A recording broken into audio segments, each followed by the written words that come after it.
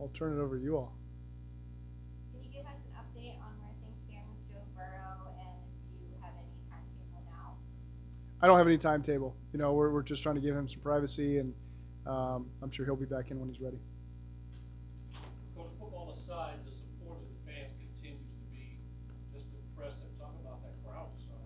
It's great. It just shows the support that we know has always been there. And again, like I said when I was talking to the crowd, they put a lot of time and energy and investing in this team. And so we've got to put a lot of time and energy in making sure we've got the best product for them to be able to support. And, so it's fun to interact with them. They do a great job giving us some energy. Look forward to not only this crowd, but next week or whenever it is against Arizona. And then getting everybody primed up and ready for their first regular season game against Pittsburgh. What's the focus overall for the offense right now, and where are you at in the process? We're still in the installation phase. So, this week and really most of next week is getting everything in so that the next 4 weeks after that, we can start to really fine-tune it and start to play much faster and, game plan a little bit more. But right now, it's just about getting it in. It's not always a perfect match for what defense we're going against, but we've got to make sure that we've at least repped it so guys are familiar with the stuff. You try to project how Joe might see it and execute the player. You just project that stuff. We just want to get the reps. We got other guys that need the reps as well, so it's good work for Brandon and Jake to get in there with those guys as well. But overall, we haven't changed anything because Joe hasn't been around. We've kept progressing as normal. I've talked to his entire family, so you try to leave him alone to an extent. Veteran Day. Yep. It's really the only stretch we go 4 days in a row like this. From here on out, it's usually 2 days in a row, and then I think one time, before our second game, we'll go 3 days in a row. So usually it takes care of itself, taking care of some of those veteran guys, but this is our only 4-day stretch, so we gave him today off. A couple of possible injuries yesterday turned out to be not such a big deal, which is good. Yeah, sometimes it's difficult to avoid. The one with Mike T was just kind of unlucky with him and Mike Hilton. Unavoidable, really, when you watch the tape. And then the other one, it looked scary with Jeffrey Gunner, but turned out to just be, he's probably a little sore today, but was able to go out there and practice, which is good. What's the longest field goal you've ever seen? Longest I've ever seen. I played against, when I was in college, Mason Crosby was the kicker at Colorado. And so I remember playing up in Boulder. I don't know how far he went, but it seemed pretty dang far at the time.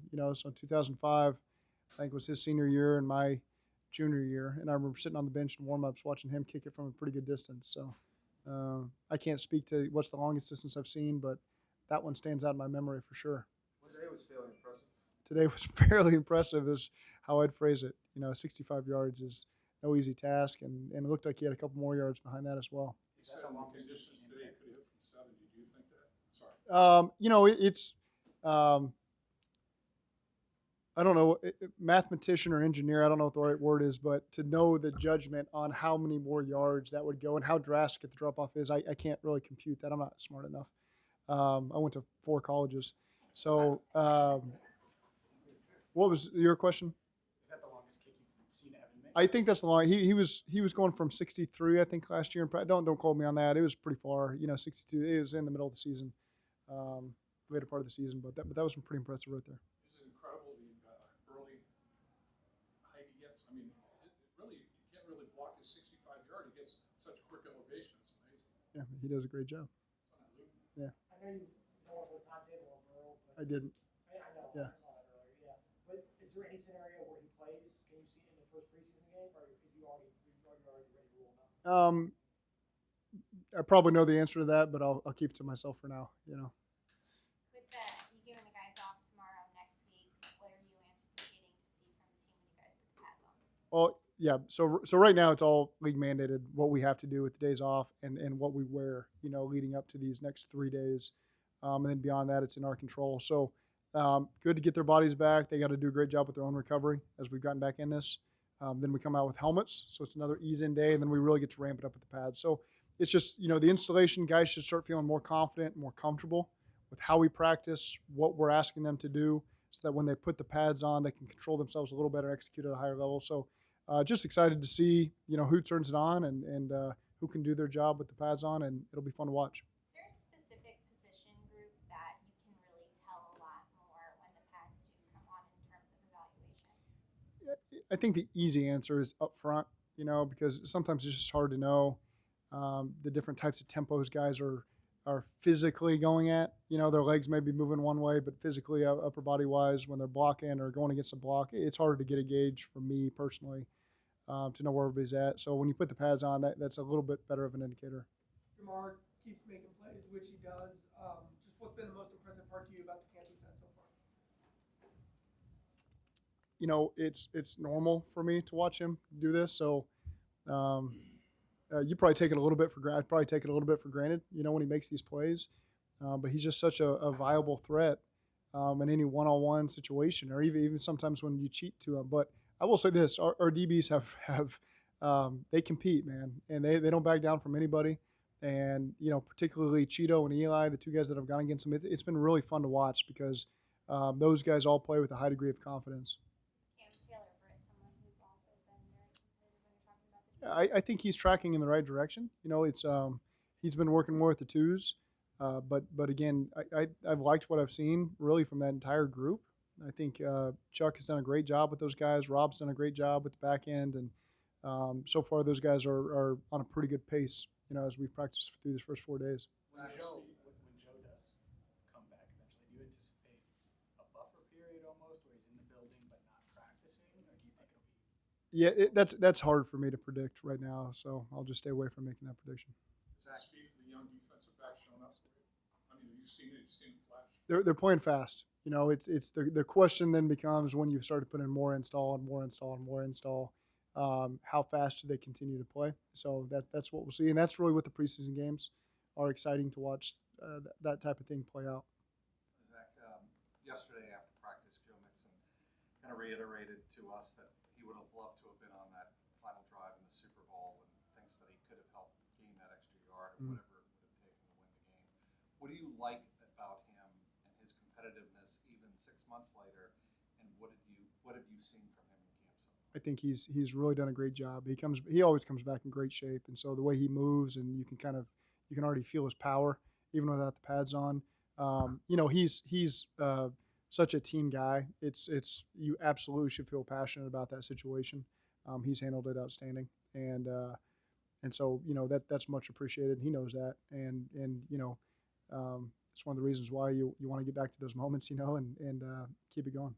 What was the reason you gave him the mic?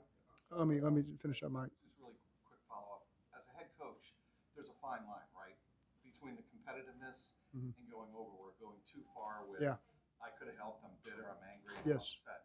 Yes, I assume in your vision, not that far over. Absolutely. He's in the right sweet spot of motivation. there's no question. It's you could see that handled a million different ways, and that's just Joe. Joe's always been a favorite of everyone that's been around him. Just talking to his college coaches, Cale Gundy and those guys that recruited him and coached him. He's one of their all-time favorites, and so that he makes an impression on this entire building, everybody he's around. You see him going around signing autographs during the practice today. That's not for show. That's not just because there's a stadium of people. I see that when I go to his camp here in Cincinnati. I'm sure people see it at his camp back in California. That's just his interaction with everybody he comes across. He's one of the most genuine players I've ever been around. So he's definitely appreciated by everybody here in this organization. Did you two talk about that moment at all? Yes. Yep. He essentially said yesterday he probably should have tried to check himself in during that third and fourth and one. Yeah, I mean, all that part we've moved on from, in the game. But I do appreciate kind of how he's handled himself, and it can be an emotional moment. So what was the reason you gave him the mic today? At the beginning of the Oh, he's a guy that brings a lot of energy. That's what you're looking for, when you're talking to the crowd. And he's, we haven't voted on captains this year, but he was a captain on the team last year. He's a team leader, practices with a lot of energy. The fans love him.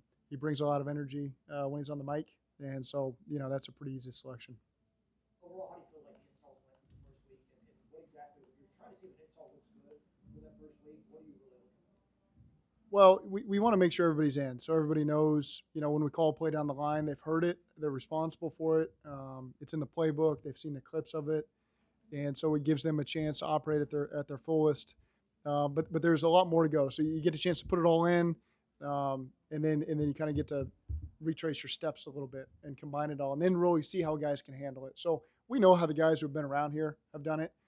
They've heard it. They got to step up. Some of the new guys, you really get a chance to see how they process information. Because in a game week, oftentimes, there's going to be a package of plays. I can't give you a percentage of what the playbook is that week. That's going to be new, and guys got to learn it in 4 days. And I've been around guys that learn it on Wednesday. They got it down pat. And they're ready to execute on Sunday. I've got guys that take all the reps through Saturday to really understand it before they can execute on Sunday. So you kind of get a feel for what you're dealing with. It's not good or bad. You just now have a better understanding of how that player needs to learn and how you got to approach that moving forward. Did Evan approach you about wanting to do that, kick the 65-yarder, or did you guys say to him, like, hey, close the show today for us? How did that even come about? My conversations are with Darren, and Darren said that there's a strong possibility we'll launch one here at the end. And so I said, okay, great. But I might need an extra minute, and so that's what happens. You go a minute over practice. But When you call them plays against your defense, what do you see? it's a difficult unit. They just present challenges, with some of their alignments and packages, and so when you're not game planning for it, it's a really big challenge. Obviously, we have a lot of talent that's played together. It's a veteran group, not only individually but collectively, and how they've done together, and so. It's seemingly a little easier to inject some of the pieces we've been able to inject because you're not mixing in 6 new guys. It's just a couple guys that get to jump in there and get some reps. So really impressive. I think they've got off to a fast start and are playing really well together and have really taken that next level of communication. What have you seen from Eli Apple so far? Yeah, competitive, man. He competes every snap. Got a lot of confidence in himself, and we've got a lot of confidence in him. And so enjoy watching him compete against, the group of receivers we got every day because he doesn't back down. And so it's been fun to watch Eli and Cheeto and Mike and all those guys behind him compete. Is it a good thing to have Jamar and Eli kind of going back and forth? Yeah, that's training camp, man. They go against each other, and one guy will win, the other guy will win. There's going to be a lot of talking. And that's the way it goes. They do a good job, controlling beyond that. But sometimes you need a little bit of that energy in practice. We've asked you a lot about the timetables for LC, T, and Logan, but we haven't asked you much about Joseph's side and what the next steps for him in terms of getting some more reps and being able to do more team stuff. Yep. The next step for him will be the team reps. So he's doing the individual, doing some controlled unit work, and then as we continue to go here, we'll start phasing him into the team. So, it's not it's more of a short-term thing probably than a long-term thing, and we'll just continue to take it day by day and create a plan with Matt Summers and his staff. What excites you about Cheeto, man, he's like just the quiet assassin out there. I mean, that guy does his job to the highest level. It's hard to say that he's underrated. It's like you don't hear a lot about him, but his value on this team is through the roof. Just the reliance we have on him, the confidence we have on him. He's so confident in himself. He puts in the work. He's a fun person to talk to. He's not the loudest guy on the team, but he's just got that quiet confidence about him. And he's just so fun to be around. We're say lucky to have him. We added him for reasons we knew. But just I think the impact he's had on our defense, on our locker room, on our coaching staff, he's a tremendous player in person to have in our building. You guys good? That's that. Thanks, Zach. Awesome. Thank you.